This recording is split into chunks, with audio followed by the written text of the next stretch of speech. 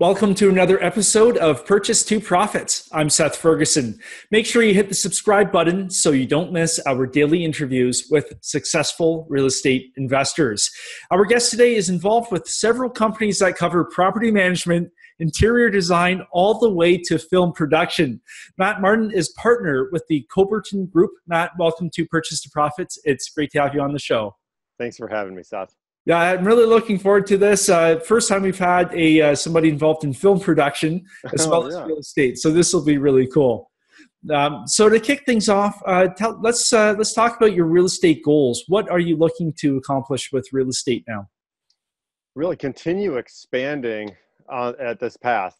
Get into larger apartments, deals, more units and single buildings and single locations. So yeah, we're off to a great start here, and we want to continue expanding exponentially. Yeah, and what does that? What do bigger deals mean to you? Because I know for some people, a bigger deal is like 100 unit. A bigger deal is a 500 unit. What's bigger for you? At this point, 100 unit. 100 unit. That's awesome. So what changes do you think that you have to make with how you think about real estate to allow you to scale up to those 100 unit properties? Well, it's really finishing what we started at this point. We made our big first foray just a few years ago with 24 units. Nice. And these were at the point in their life cycle in which they had to be rehabilitated, and therefore it was a really good deal for us because we're ready to renovate and turn them around. And that they were exactly at that point. Had little touches here and there for 30, 40 years.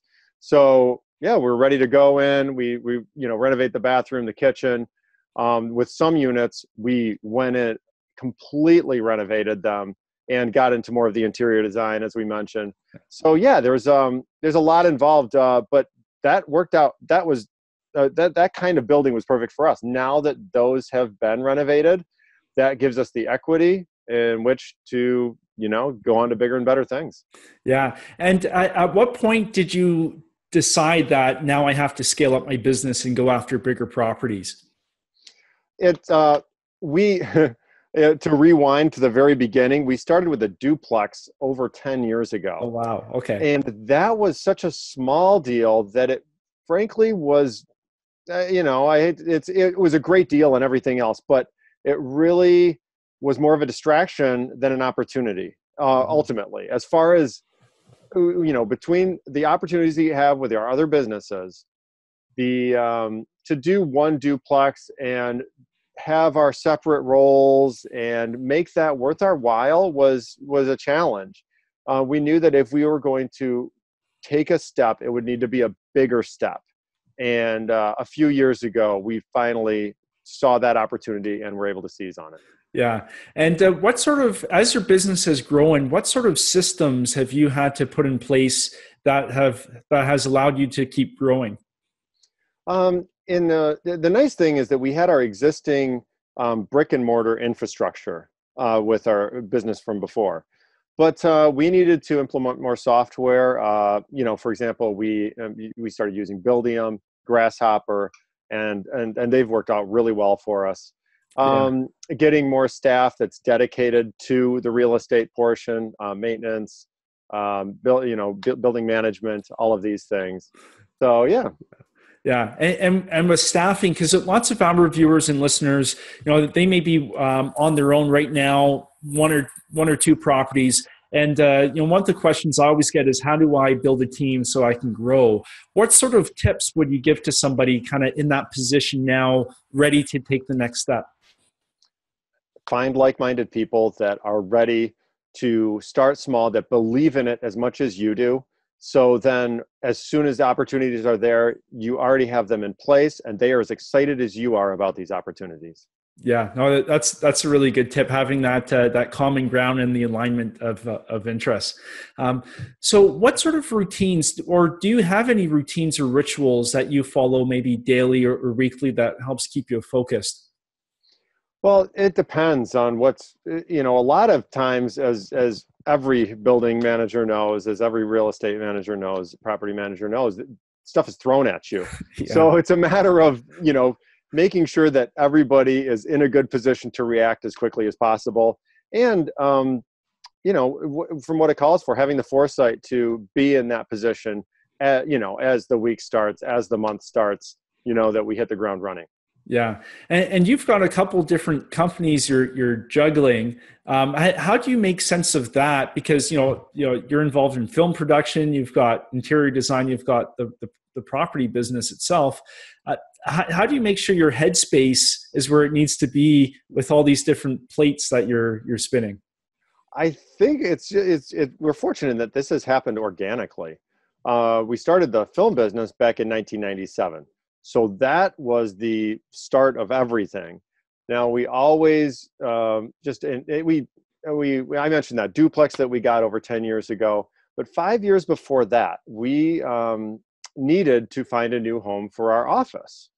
And our landlord was renovating our downtown office for apartments, and he was incentivized to do that. So therefore, we needed to find a new home. We looked at rentals, but ultimately we knew, okay, let's buy this so that we can start building equity.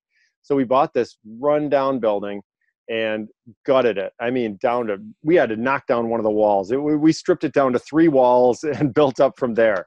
So it was, we put a lot of thought. Back then we didn't have much money, so it took us a lot of time because we were raising money while we're renovating. And with that, the fortunate thing was that we were able to really think things from every angle. And instead of making a straight wall, make a curved wall, building things into the walls, all of these things that allowed us to customize it beyond what a lot of people wouldn't have done. Without realizing it, we were involved with interior design. And then when we bought our 24 unit deal a few years ago, there was a lakefront property where we again just stepped back and said, okay, let's go all the way with this. What can we do to make this a prime property? And in doing that, find out what this market can support for this very unique lakefront, jewel. Yeah. Yeah, and I think you have a unique perspective because you are involved in that interior design portion. I think that's something where a lot of people miss it when they're doing these rehabs. They don't think of the value you can add by just thinking about the design aspect a little bit differently. So do you want to maybe share a little bit about what you've experienced with interior design? Yes. Well, first of all, I should say that my business partners, this is more their strong suit. But there's, I think, so I guess we could start there. Letting people who have a vision run with it. Don't get in the way. Of course, you could say, oh, well, hey, every month that this isn't being rented, we're losing X amount of dollars. Of course, that's true. Of course, there's merit to that argument. Mm-hmm. But there's also merit to doing something on another level that can open up long-term rental income and finding out, what is the ceiling of the market? What can we do here? Rather than presupposing, hey, we should just, do a quick and dirty renovation and get, up the rent by 20%. I mean, in this case, the unit it's commanding close to 900% of what it was. So it really is, it's something, stepping back and letting things take their course and letting creativity, have its room. Yeah. And do you have any strategies maybe that you follow when you are pushing or testing the market? Now, let's say you have a 24 unit property. Are you going to try maybe 4 different variations of the units to test? Yeah, actually. There's and I should mention, there's 3 different small buildings, one of which is located next to, we'll start with the lakefront one. 4 of those units face the lake. Those are the ones that we are really going all out. Yeah. There's 4 that don't face the lake. Of course, we want to do a great job with those because we want to have the same types of tenants throughout the building.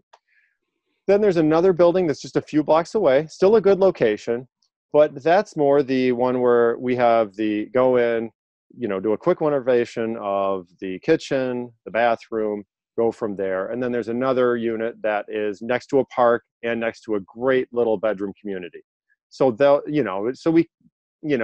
location and the potential of the buildings does act as a reflection of how much we'll put into the renovations. But yeah, basically 16 of the 24 are, quick flips, and we have a template in mind. And that's, as you're talking about with the routine, like we know that the tenant is going out. As soon as they do, the crews jump on it, do the renovations, and turn it around in a matter of a couple of weeks, which is huge and great to be able to flip that quickly. And then with the ones that have this, sky's the limit potential, really taking our time and putting the thought and the design into those. Yeah. And so when you're looking at, let's say, these waterfront properties, what sort of things go through your head in terms of possibilities with the interior? Just if somebody has never even looked at, a rehab from that creative perspective, what goes through your head when you're walking into that formerly ugly unit? Yeah, we talk about things happening organically, and that's a great example. What would we want? I mean, what would we be looking for? What would be the dream situation here? Mm-hmm. Technology, is a new thing that we can be implemented in making living space a living and breathing entity. So I'm very fortunate to have business partners that have their finger on the pulse of technology.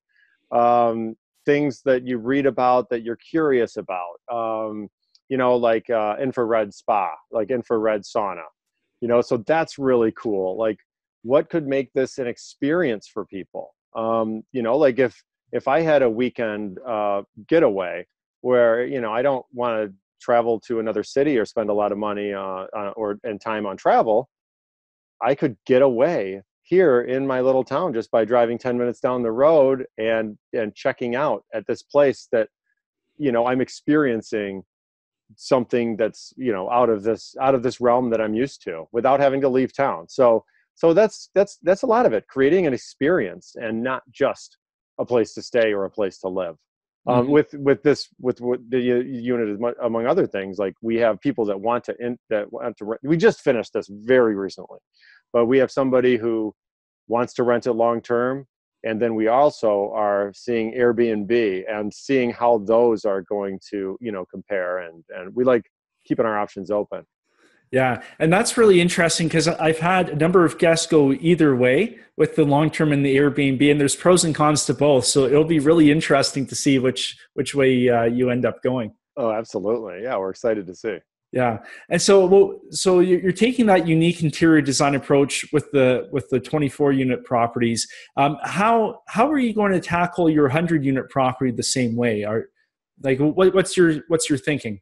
I would think that one's probably going to be more straightforward. We will know from our experience with these other units, once we see, at what point, let's say this would be, I would probably are going to look for a similar deal that is due for renovation, Now to what degree and urgency that is, we'll see. But I would think it's going to be probably, more along the lines of, we know what renovations we would implement, how quickly it would take to make those renovations happen. And it would probably be, not as involved. With 100 units, we'd want to have our formula going in and ready to, pull the trigger on all of them. Yeah. And are you planning on raising any additional capital for this, or are you funding all your own deals? We're open to looking at outside financing, and it depends on how great if we find an incredible deal that might, benefit from that. Of course, we're open to, the most and biggest opportunity. Yeah. But at this point, we have enough equity built in which we certainly could pull the trigger within what we've built on our own. Yeah, that's an exciting position to be in, right? Like you've laid the foundation, and now you're about to spring up to the larger 100 units. It is. It's been all, it's like you climb higher and higher, and then it's nice to be able to be in this position. And it was it was tough for us to pull off that deal a few years ago. You know, once we've financed commercial ventures in the past, of course, but you know, less than 250,000. So once you get into above 500,000, you start involving the underwriters and all of these other things. You know, that was for us at the time. That was that wasn't an easy thing. We didn't keep ourselves flush with cash and completely liquid, waiting for a deal. So when that deal presented itself, we had to move quickly. Yeah. And so maybe let's talk about that. So you had to move quickly on it. Lots of people are in the same spot as you were. What sort of mindset or how did you force yourself to action once that opportunity showed up? Yeah, we the first thing was to get ourselves liquid. And in a lot of cases, okay, we're going to, you know, the vehicle, the engine that made that possible is our first business, which was expanding, getting out of state clients, and you know, securing funding that way. So everything, all of that was essentially placed, you know, into preparing for this, and individually bringing everything we could to this. And but the great thing is that a huge thing that brought us over the edge was that duplex that I mentioned that we bought at a great deal back, in 2008. So ultimately the equity from that, which we had come close to paying that off. And when we were able to pay that off completely, free that up as an asset to do with whatever we needed to, that bringing that chip to the table put it over the edge that allowed us to open up for this much larger deal. So that was fitting because, again, it was, as I said, it was almost a distraction or an annoyance, and it wasn't worth us, you know, creating this infrastructure and dedicating roles and pulling resources from our existing company. But we chipped away at it and we got tenants in there, and it became an asset right when we needed it most. Yeah, no, it's always interesting, you know, when you're doing one activity, you don't recognize the potential it has, you know, down the road, right? Yeah, it's all about the long game. Yeah, for sure. So, you know, looking at the long game, how do you think that your real estate investing will change, let's say 10 years from now? Like now you're looking to bump up to 100 units. Where do you see yourself going? We'd love to keep implementing this formula. I like, you know, as you're saying, it was just funny. The first things out of your mouth were a 100-unit deal, and that was going to be the first thing I said.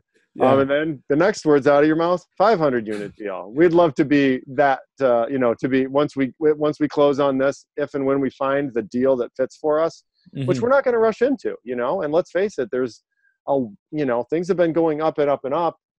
You know, maybe we don't want to jump in on this and then the market takes a breather in a few years, and we rushed on it. So it's going to be a deal, and it's going to be the right deal.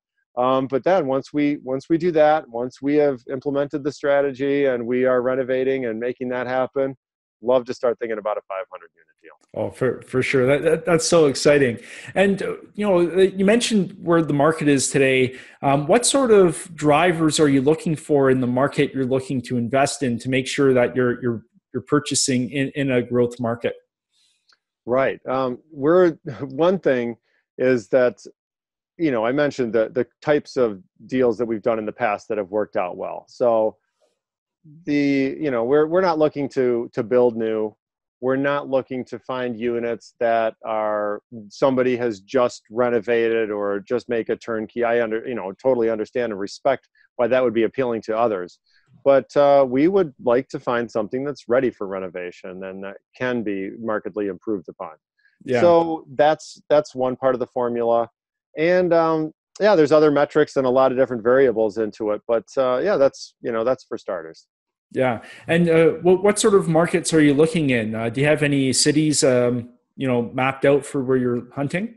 Midwest and a little bit south of there. You know, there are inherently issues that's in, as you know, being in Toronto, there's when you get into snow and the ice and the salt, all of that requires more maintenance. So it is nice looking a little bit further south where you don't have those issues and don't have to, maintain and do those as a variable. And it's diversification.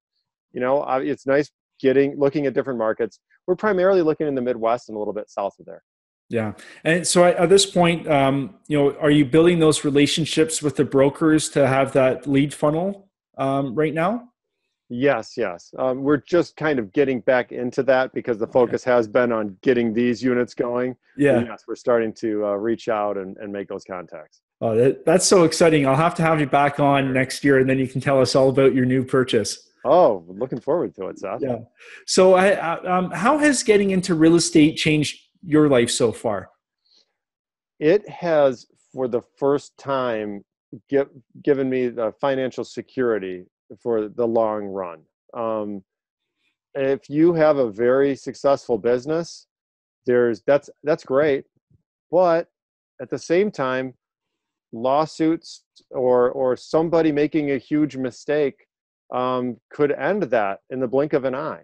So having the diversification and of the different businesses it's just peace of mind, and I don't, I'm not.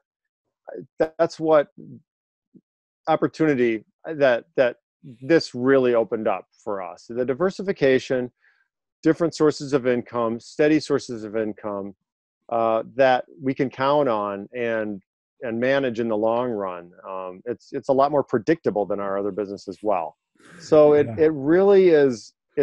It's peace of mind, and that's what there's a lot of people that find money or seek money for different reasons, and some are better than others. For me, the more that we're able to secure and income we're able to build, it's more peace of mind. Yeah, no, 100%. So Matt, if somebody's looking to get in touch and learn more about what you're doing, where can they find you? Oh, well, you mentioned Coberton. That's COBERTYN.com, Coberton.com. And you mentioned the film production company. That's AHPTIC.com. See some fun videos there. That's awesome. Well, Matt, just want to say thanks so much for taking the time today and sharing your success with us. Oh, thank you, Seth. My pleasure. No, and happy sailing. Yeah, thanks, man. Have a great one. And to you, our viewers, I wish you well in your journey from purchase to profits. See you next time.